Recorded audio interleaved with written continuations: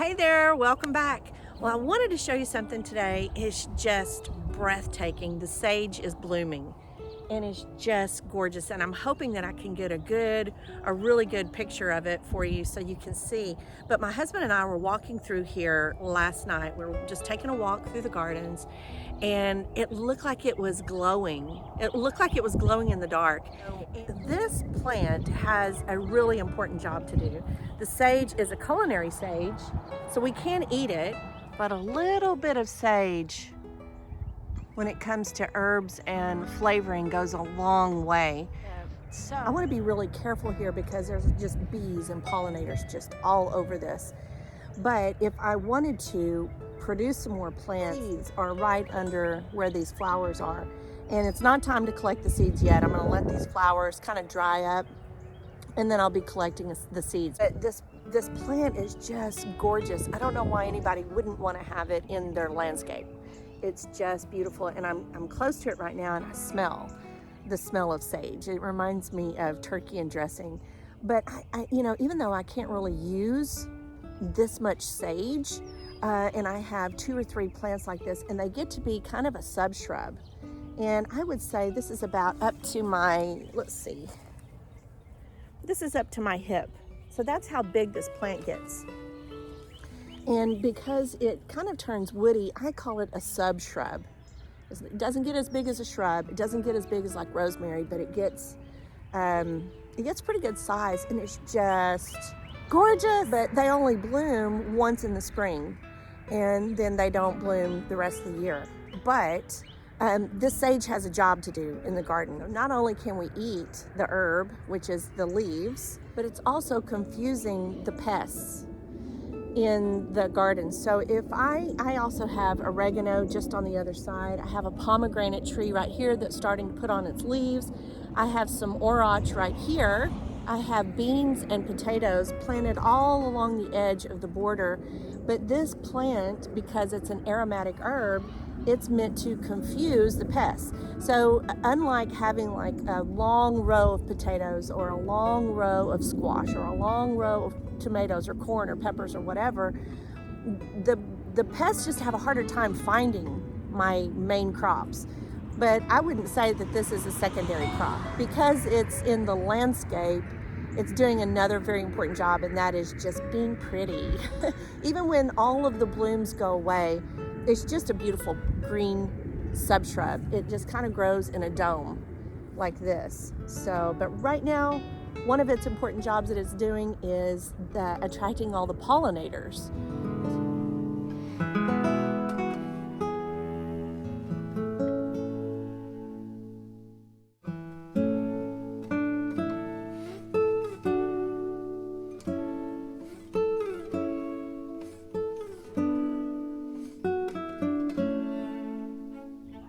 Now, all of the experts will tell you the best time to pick the sage or any herb is right before it flowers. And I just don't have the heart to pick them before they flower. And so, this has enough flavor without letting it do that. So I pick the sage, really any of my herbs, just about any time of the year. When I need fresh herbs, I just come out and pick it. Another thing about this plant is it's evergreen in the landscape. So it adds a winter interest all year round. For me, here where I am, I live in zone 8A, kind of 7B-ish in Texas. The other thing about this plant is it's very drought tolerant. So it can take a lot of the heat from the beat down of the Texas sun, is what I like to call it, because it gets hot here. But yeah, so I don't know why anybody wouldn't want to have this plant in their landscape.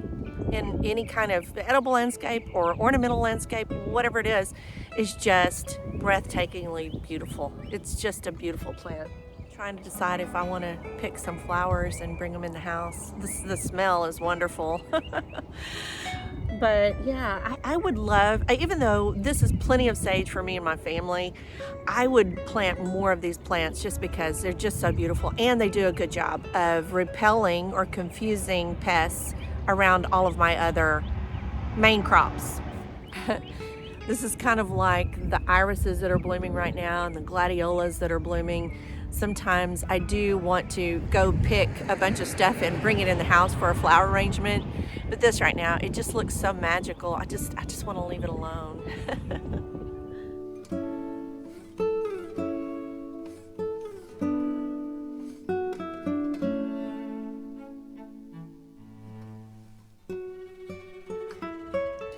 I think I'll show you a few more examples of some sage in the landscape. Now this sage plant, I did trim it up quite a bit. It looked like it got pretty dried out, and I made some sage smudge sticks with it. So you can see there are some potatoes growing here and some onions. And this is in my plum guild where I have my plum trees. And here's a wider look at what they look like inside the plum guild.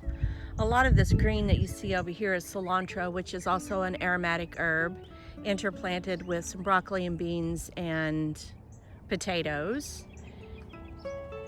with some ranunculus, gladiolas, some garlic, and let's see, oh, some cucamelons back there in the back. And the daffodils have already played out. They bloomed this spring already. Right here is another example of some sage that hasn't bloomed yet. So it's got all of its little buds on it, but it's going to be peppers and watermelons in here. And then of course we have the snapdragons and the oregano, and then there is radishes and moonflowers and strawberries in there. Okay. Let me get a little closer up for you on that one. These are about to be those purple flowers all over this plant right here. It is being crowded out a little bit by this oregano, but it's okay. So that's the first sage that we looked at. That's where the other sage is that we looked at, and now we're at a different part of the yard. There's the cherry trees, and now we're where the pear trees are.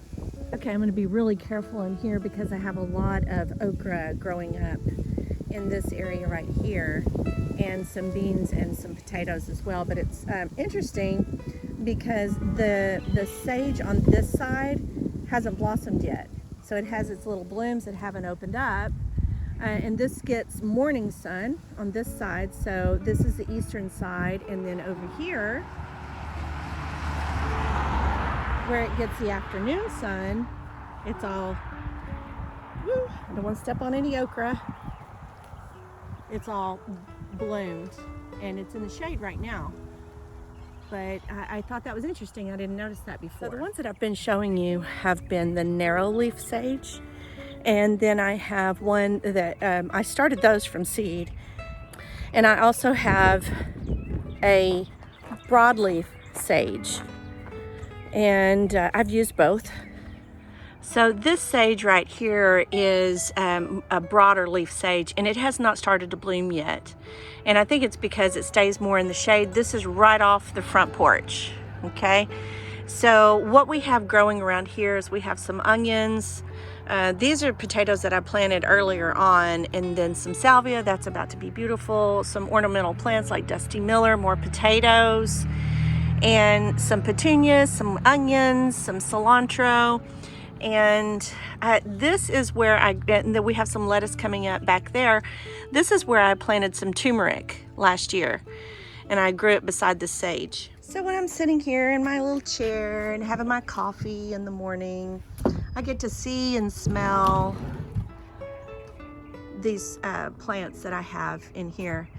But this sage has been here pretty much since we pulled all these hedges out. There were boxwood hedges when we first moved in. That was one of the first things that I planted. So, I had to go get my coffee. I planted it in my establishment guild because it had a job to do. It was supposed to confuse and repel the pests. And I just didn't expect it to be so beautiful. And this is certainly a plant that I don't need more of, but I want more of because they're just so beautiful. Now, pretty soon, all of the zinnias and all the other flowers, the gladiolas and the cilantro is all about to go to flower. And, you know, it's a it's a matter of time and space. I always call it the time and space garden continuum. Because once something blooms, and something else blooms, and something else blooms, and this is one of the first things that blooms in the garden, and it's just so beautiful, and it's not going to last long. That's why I thought I need to just show you what this looks like so you can go get some sage and put it in your garden. I guarantee you, unless you tell somebody what it is, they're not even going to know. Or if you live in a normal, regular subdivision home and you put this plant in your yard, nobody's going to know what it is. They're just going to say, oh, what is that? Unless you tell them, then they'll know what it is. You can just say, oh, that's salvia. If it's against your POA rules, God, I hate those rules, where you can't grow food in your front yard. But my hope in doing this video is to convince you that you can mix everything up, and that you need to go buy this plant or buy the seed and grow it yourself. I grew these from seed, but I would go buy this plant, put it in the ground. Now's the best time to do it, and grow it in your garden. It's just beautiful, and it's a perennial. I don't know if I said that or not, but it'll just come back year after year after year. And I can't wait to play around with it some more. We've made some herb butters with it. We smoked a turkey on the grill the other night, and it's just amazing. I can't imagine why anybody wouldn't want to grow this plant. Oh, oh, don't forget to subscribe if you haven't done so already. Hit that little bell if you haven't done so already. If you have, you don't have to do it every time. And then be sure to give it a thumbs up, and be sure to share it with someone. If someone that you know is really wanting to get into this whole edible landscaping thing, share it with them. There's a little share button down here somewhere. I know. All right. It's time to go play. Yes. Bye. Talk to y'all later. Bye for now.